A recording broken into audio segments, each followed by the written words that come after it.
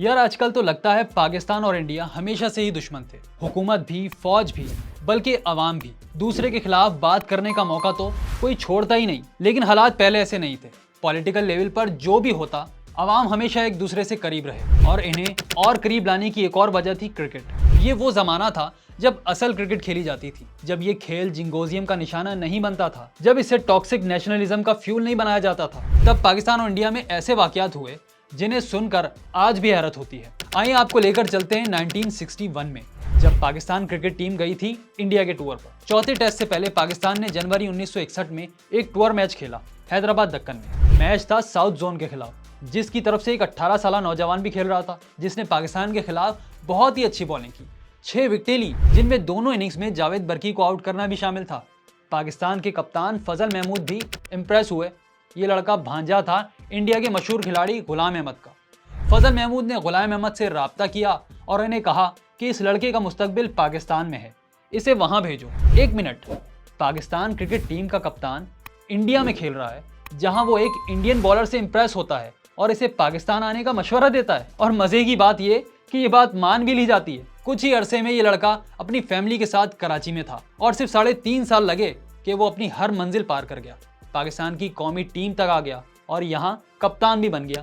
आज दुनिया इसे जानती है आसिफ इकबाल के नाम से।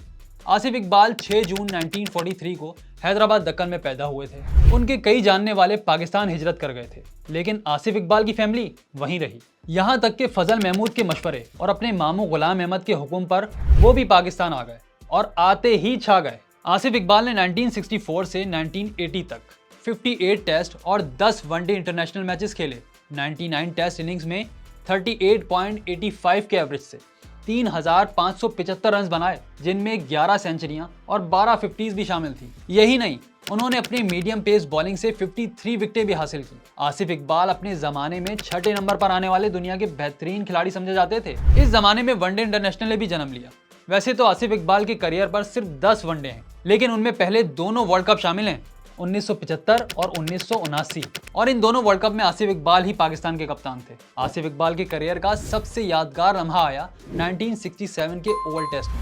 पाकिस्तान के सिर्फ 65 रन पर 8 विकेटें गिर चुकी थीं। तब उन्होंने खेली 146 रन की इनिंग्स, वो भी 21 चौकों और 2 छक्कों के साथ। ये आसिफ इकबाल की पहली टेस्ट सेंचुरी थी, जिसने तो बड़े बड़ों को हैरान कर दिया। इस इनिंग्स के दौरान उन्होंने इंतखाब आलम के साथ 9वीं विकेट पर 190 रन की पार्टनरशिप की।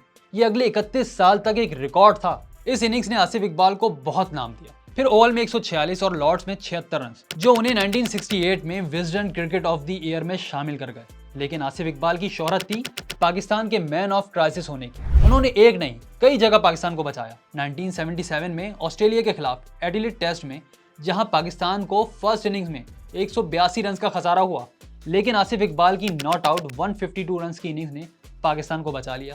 वैसे आसिफ इकबाल के लिए सबसे यादगार दौरा था 1980 में इंडिया का टूर, अपने असल मुल्क का दौरा, जहां उनका आखिरी मैच हुआ कलकत्ता में। हजारों तमाशाइयों ने खड़े होकर आसिफ इकबाल के लिए तालियां बजाई। लेकिन उनके करियर में और भी बहुत कुछ था, बहुत कुछ कंट्रोवर्शियल भी था, जैसे फिक्सिंग का इल्जाम लगाने वाले थे सरफराज नवाज। उनकी तो खैर ये आदत थी, लेकिन यही बात इंडिया के मंसूर अली खान पटौदी ने भी की थी कि कलकत्ता टेस्ट में उन्होंने टॉस का कॉइन फेंका और इंडियन कैप्टन के देखने से पहले ही कॉइन उठा लिया और कहा कि टॉस इंडिया जीत गया है। कहा जाता है उन्होंने टॉस फिक्स किया था। हकीकत क्या है इसका इल्म नहीं, लेकिन बात यहीं पर नहीं रुकती। आसिफ इकबाल इमारात के मशहूर बिजनेसमैन अब्दुल रहमान बखातर के राइट हैंड भी थे, जिनके साथ मिलकर उन्होंने क्रिकेटर्स बेनिफिट्स फंड सीरीज का आगाज किया। मकसद था फाइनेंशियल प्रॉब्लम का सामना करने वाले क्रिकेटर्स की मदद।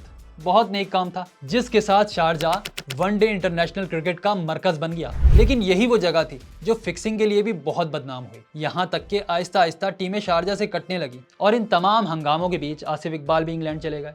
बहुत सी बातें अधूरी रह गई, क्रिकेट बदल गई, हालात बदल गए, मोहब्बतों की जगह नफरतों ने ले ली। लेकिन वक्त के साथ बहुत कुछ बदलता है, हमें भी बदलना चाहिए, पाकिस्तान और इंडिया को भी बदलना चाहिए।